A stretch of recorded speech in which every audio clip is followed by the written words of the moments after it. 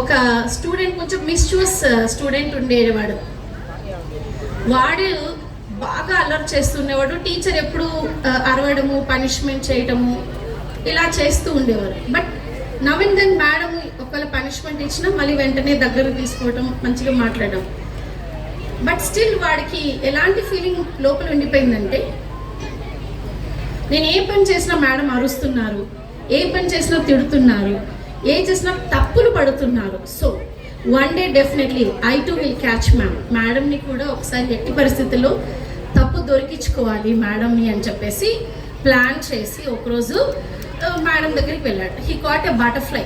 ఒక బటర్ఫ్లై పట్టుకొని వెళ్ళాడు మేడం దగ్గరికి వెళ్ళి. So he stood near madam with 2 hands close like this. 2 చేతులు ఇట్లా క్లోజ్ చేసి వెళ్ళి, madam I want to ask you 1 question. ఒక క్వశ్చన్ అడగాలనుకుంటున్నాను, please answer me. Okay, ask me, she said. Madam I'm having a butterfly in my hands.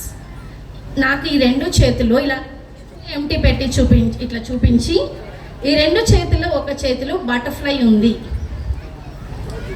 అది బ్రతికి ఉందా, చచ్చిపోయి ఉందా అని అడిగాడు.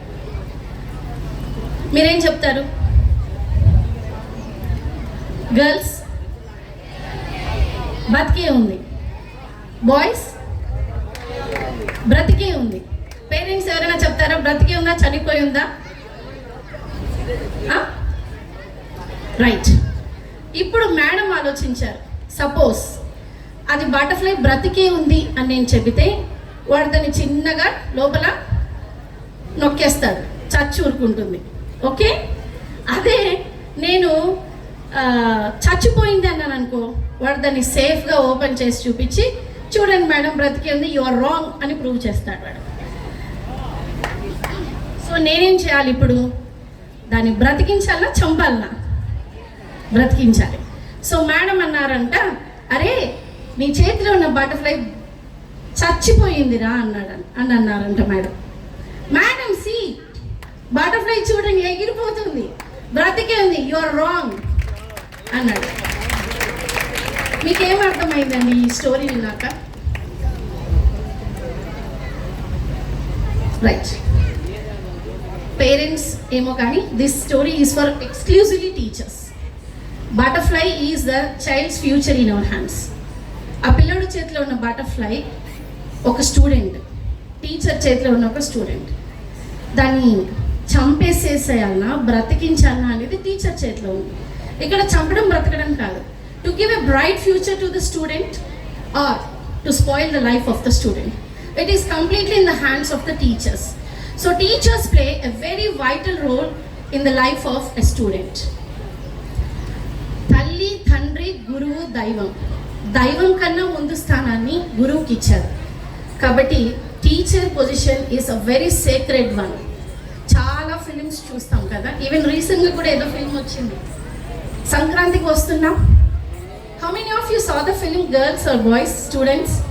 యా, ఫిలిమ్స్ చూస్తాం, but what gist we take from the films is very important. So in that film the value of teacher is given to the most highest value కదా.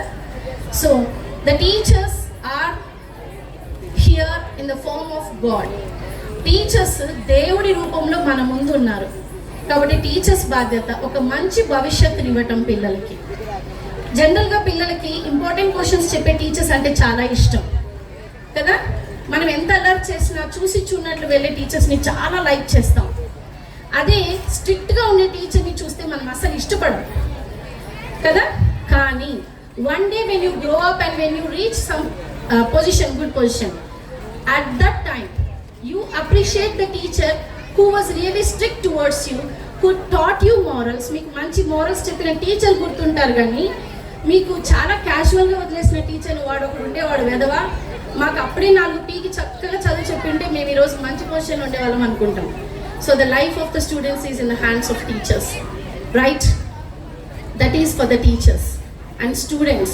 From the same movie again, ఒక teacher మీరు ఏ స్థానానికి వెళ్ళినా, మీరు ఆ స్థానంకి వెళ్ళారంటే first మీ తల్లిదండ్రులు ఎంత ఇంపార్టెంటో, at the same time your teachers are very very important for you in your life. వాళ్ళని ఎప్పటికీ మీరు మర్చిపోకూడదు. లైఫ్లో మీరు ఒక ఉన్నత స్థానానికి